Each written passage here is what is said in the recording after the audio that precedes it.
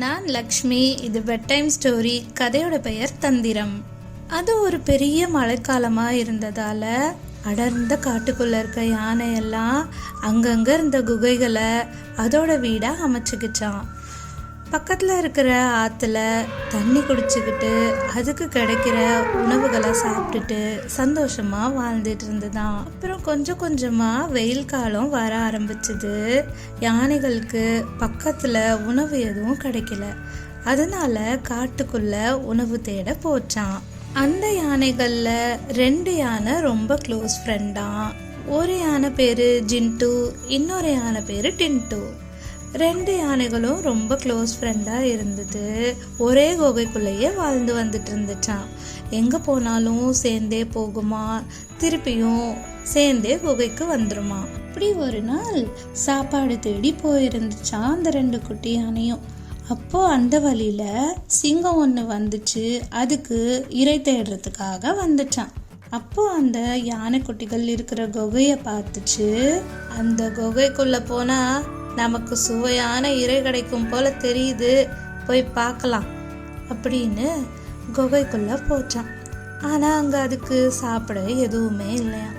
அந்த நேரத்தில் ஜின்ட்டுவும் டின்ட்டுவும் அதோட குகைக்கு திரும்பி வந்துதான்.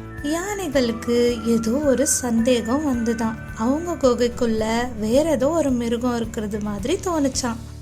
உடனே அது 2ம் ஒரு ஸ்ட்ராட்டஜி போட்டுச்சான்.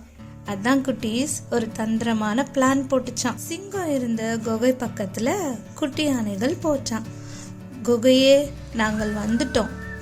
நாங்க வந்ததும் நீ எங்களை வரவேற்க ஒரு சத்தம் கொடுப்பல்ல, அந்த சத்தம் எங்கே அப்படின்னு அந்த குட்டி யானை கேட்டுச்சான். குகை கிட்ட இருந்து எந்த சத்தமும் இல்லையா. ஏன் சத்தம் போட மாட்டேங்கிற, வேற யாராவது உள்ள இருக்காங்களா அப்படின்னு யானை கேட்டுச்சான். சிங்கம் அதை கேட்டுட்டு சுதாரிச்சு அமைதியாவே இருந்துதான். குகை கிட்ட இருந்து எந்த சத்தமும் வரலையாம். மறுபடியும் யானை சொல்லிச்சான், சரி யாரோ இருக்காங்க, அதான் நீ சத்தம் போடல, நாங்க திரும்ப போறோம் அப்படின்னு சொல்லிச்சான். உடனே குகைக்குள்ள இருந்து சிங்கத்தோட கர்ஜனை சத்தம் பலமா வந்துதான். அதை கேட்டுட்டு யானை சொன்னதான், ஓ எங்களை வரவேற்றுட்ட, நாங்கள் இப்போ சந்தோஷமாக உள்ள வரோம் அப்படின்னு சொல்லிட்டு சின்ட்டுவும் டின்ட்டுவும் குடுகுடுன்னு வேற இடத்துக்கு ஓடி தப்பிச்சுதான். அந்த அறிவில்லாத சிங்கம் ஏமாந்து போய் நமக்கு இறை கிடைக்க போகுதுன்னு உள்ளேயே இருந்துச்சான். இந்த கதை போல சில கடினமான நேரங்களில் இது போல ஸ்ட்ராட்டஜி பண்ணி நம்மளும் பிரச்சனையில இருந்து தப்பிக்கலாம்.